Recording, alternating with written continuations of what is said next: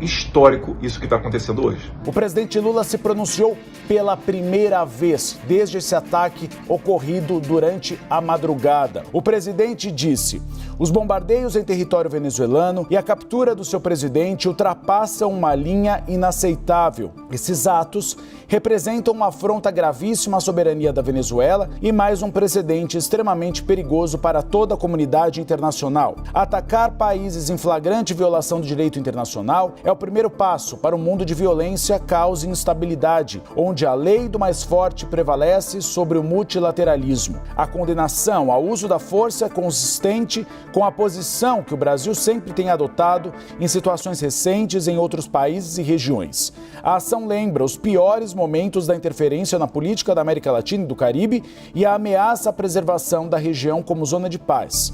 A comunidade internacional, por meio da Organização das Nações Unidas, precisa responder de forma vigorosa a esse episódio.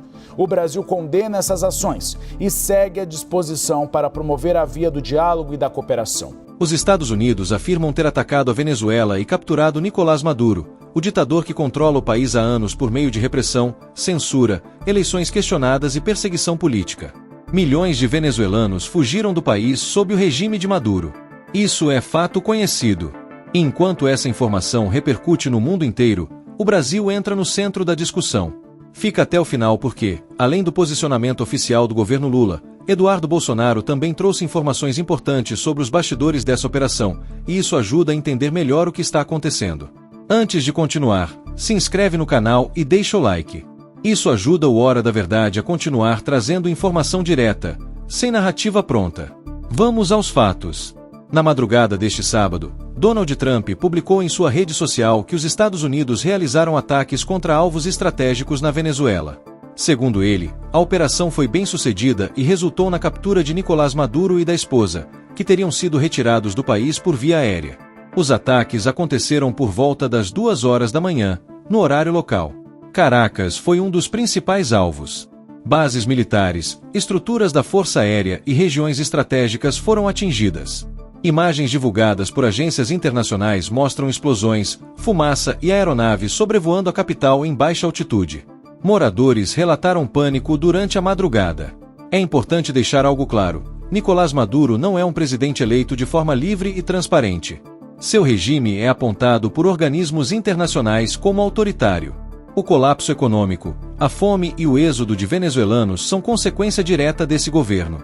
Ou seja, não se trata de um líder democrático surpreendido por um ataque aleatório. Pouco depois dos bombardeios, o regime venezuelano declarou estado de emergência. Isso costuma acontecer quando o controle interno está comprometido ou quando o comando central do governo entra em colapso. Até o momento, não há imagens oficiais da captura de Maduro, nem confirmação independente do local onde ele estaria. Ainda assim, o anúncio feito por Trump elevou a tensão ao máximo. Enquanto isso, no Brasil, o governo Lula se manifestou. O presidente Luiz Inácio Lula da Silva condenou publicamente a ação dos Estados Unidos. Em nota, Lula afirmou que os bombardeios e a captura de Maduro ultrapassam o que ele considera aceitável na relação entre países. Segundo Lula, os ataques representam uma afronta à soberania da Venezuela e criam um precedente perigoso para a comunidade internacional. Essa foi a posição oficial do governo brasileiro. O que chama atenção é que, no pronunciamento, não há nenhuma crítica direta ao regime de Nicolás Maduro, nem menção às denúncias de ditadura, repressão ou perseguição política que marcam o governo venezuelano há anos. Além disso, o governo brasileiro convocou uma reunião de emergência no Itamaraty para discutir a situação. Lula está de férias, fora de Brasília, mas participou das decisões de forma remota.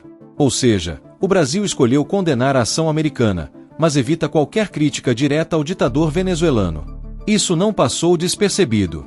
A Venezuela é um país vizinho e Maduro sempre manteve proximidade política com o atual governo brasileiro.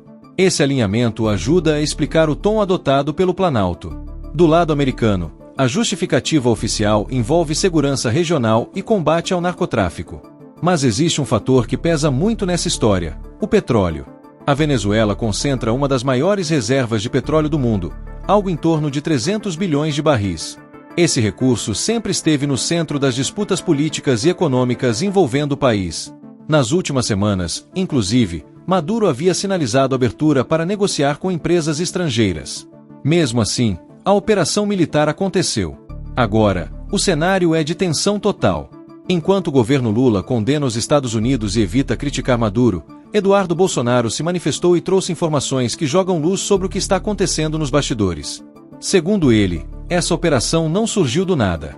Há decisões tomadas há meses, interesses claros e movimentos estratégicos que explicam por que os Estados Unidos agiram agora.